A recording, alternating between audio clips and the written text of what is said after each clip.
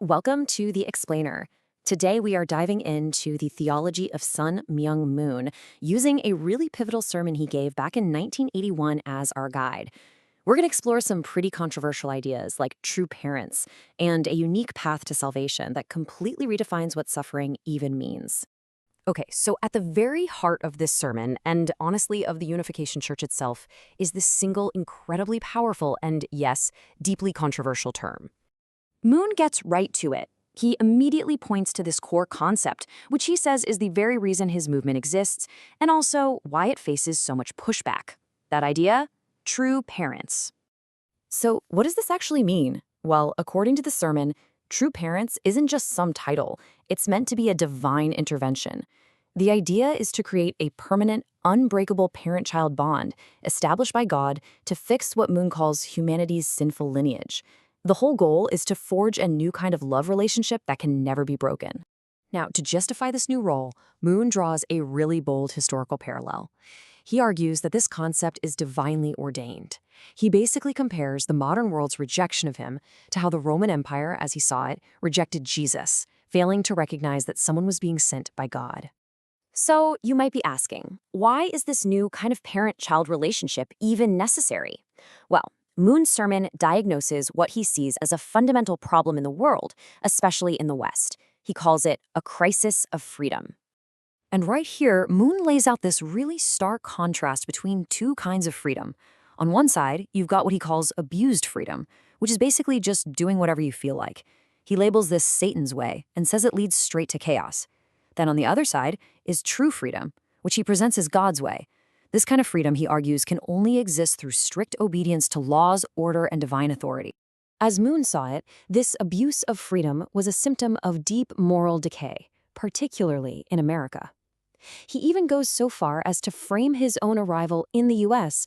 as a divine emergency measure, a direct intervention from God sent to turn the country's moral direction around.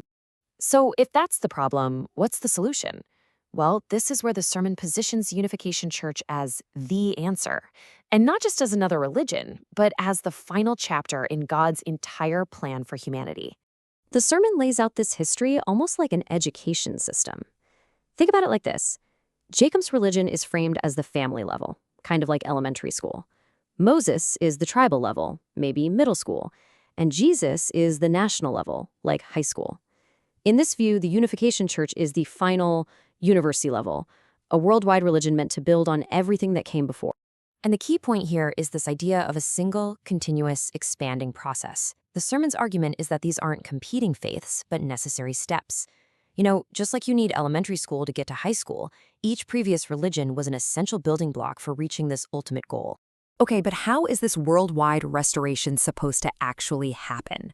The sermon introduces a really core mechanism, a specific process called the path of indemnity. So what on earth is indemnity?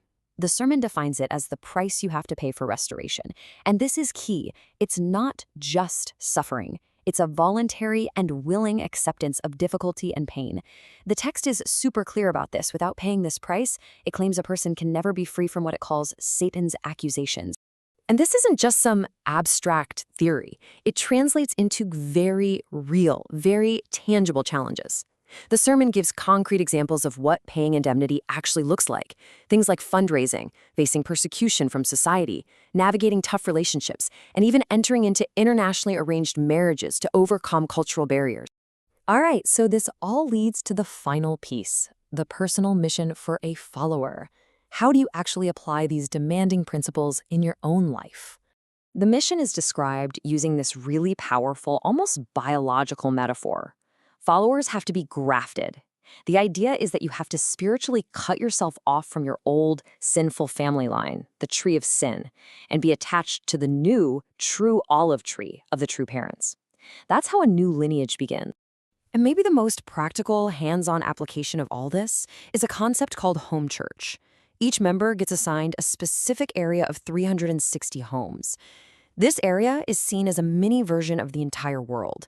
The sermon explains that by serving and restoring this small, manageable community, a follower is basically restoring the whole world, just on a smaller scale. So, when you boil it all down, the sermon's main takeaway is this radical reframing of hardship. Within this theology, the very suffering and difficulty that most people try to avoid is presented as something completely different, a blessing. In fact, it's presented as the only possible path to the ultimate goal of restoration.